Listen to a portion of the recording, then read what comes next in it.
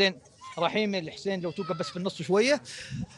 مبروك الفوز، 3 نقاط مهمه تؤكد ان العين منافس رئيسي على لقب دوري ادنك للمحترفين هذا الموسم.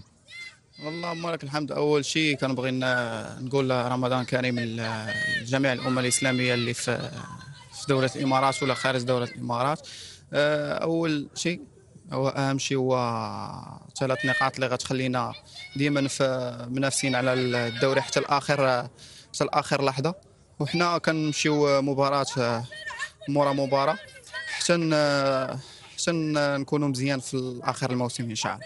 تعرف الحين بالنسبه لفريق دائما وابدا ما ينافس على لقب البطولات نفس نادي العين، ونحن نتحدث من مباراه الى اخرى مع اقتراب نهايه الدوري المباريات تصير اصعب واصعب.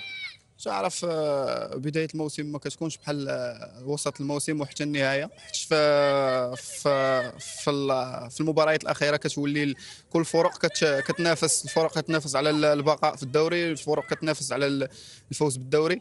اهم شيء هو حنا نفكروا في مباراه على مباراه باش نكونوا ان شاء الله في الصداره ان شاء الله، ونفرح الجماهير اللي كتجي تساند. الله يعطيك الصحه والعافيه، مبروك.